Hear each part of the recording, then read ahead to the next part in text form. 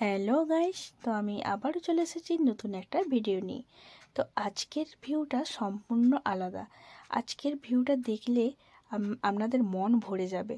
তো বলে না কথায় যে উঠলো বাই তো কটক যাই, সেরকম হয়েছে আমাদের তিনজনের। তো আমরা তিনজন কেন, বেটুকে নিয়ে আমরা চারজনে বেরিয়ে পড়লাম জয়পুর বনলতা, আমার দিদির বাড়ির সামনে। তো আমি অনেক দিন ধরে এখানেই আছি, তো ভাবলাম যে যাব না, তো সেই হিসাবে আমি বেরিয়ে পড়লাম আমরা। তো দেখুন, চলে এসেছি, কিন্তু আমরা না অন্যদিকে ঢুকেছি। যেদিকে ঢোকার রাস্তা সেদিকে আমরা ঢুকিনি। দেখুন, সম্পূর্ণ একটা মাচার রাস্তা, তাই না? বাস দিয়ে এখানটা পেরিয়ে গেলাম, একটু ভয় করছিল বেড়াতে। তো আমার ছোটো বোনপো ও টিউশন চলে গেল, আর আমি আর আমার এই যে বড় বোনপো রিক আর আমার বেটু, আমরা তিনজনে খুব আনন্দ করলাম। দেখুন, প্রথমে চলে এলাম একটা পুকুর, দিঘি টাইপের, শুধু ফুল আর ফুল। এখানের এই পরিবেশটাই তো ভালো লাগে, কত রকমের ফুল, সবজি, নানা রকমের সব কিছু দেখে মন ভরে যায়। আমি আগেও একবার এসেছি। তো দেখুন, এটা হলুদ ফুলকপি।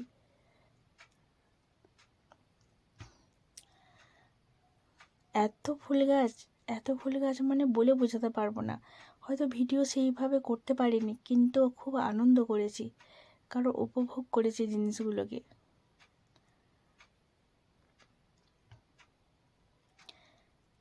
দেখুন, দারুণ লাগছে, তাই না? তো এই হচ্ছে ঢোকার রাস্তা মেন, যদিও আমরা উল্টো দিকে ঢুকেছিলাম। আমরা আবার ব্যাকে এসে আবার এদিক দিয়ে এসেছি। এখন ঘোড়ার গাড়ি করে সব ঘুরে ঘুরে দেখছি, কারণ অনেকে পায়ে হেঁটে পাচ্ছে না, তো অনেকজন আসছে, অনেক বাইরের থেকে মানুষ আসছে এখানে এই সুন্দর ভিউটি দেখার জন্য। আমার বেটু তো এইটাতে উঠতেই চাইছিল না, ওকে ধরে বেঁধে তোলা হয়েছে যে দেখ তুই পারবি। তো এখানে এসে কিছুতেই সে নামতে চাইছে না। তবে ছোটোবেলায় আমিও ভয় করতাম, ওর দোষ কী? তবে এটা তো ছোট, তাই ভাবলাম যে ও পারবে হয়তো। তো দিয়ে ওকে যা হোক করে নামানো হলো, কিছুতেই সে নামবে না, এত ভয়।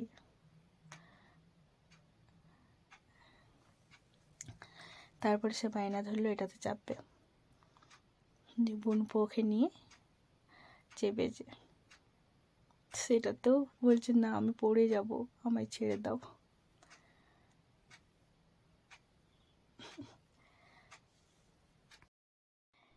এর এত ভয়, সে ছেড়ে দে মা কেঁদে মাছির মতো হয়েছে।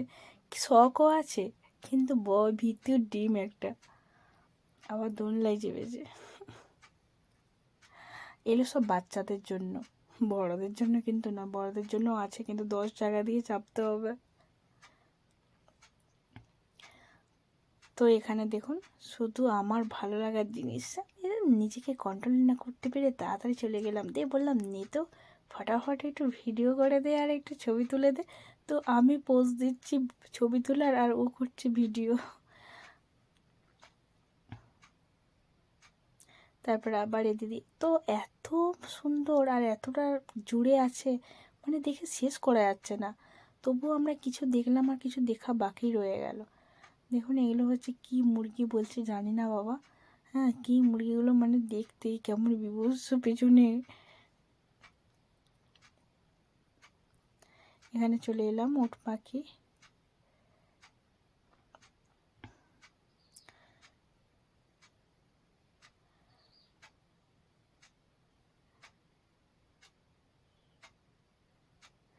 এই যে সেম সমস্যা, আমি পোজ দিচ্ছি ছবি তোলার, আর ফোন তুলছে ভিডিও।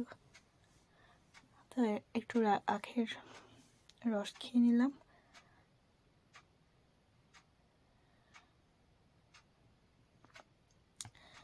তো আমরা ওখান থেকে বেরিয়ে চলে এলাম আর একটা অন্য জায়গায়, বনফুল। আপনাদেরকে আর আশাটা দেখানো হয়নি, এটাও একটা সুন্দর জায়গা।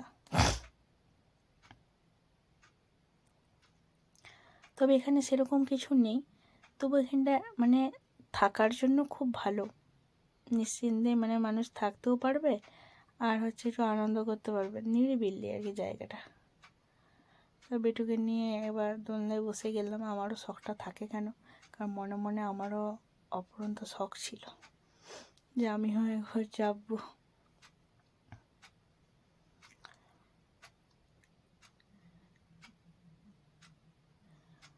কোনো কিছু প্রিপারেশান নিয়ে আমরা বেরাইনি, হঠাৎ করে বেরিয়ে গেছি আর হঠাৎ করে সব ঘুরে নিলাম।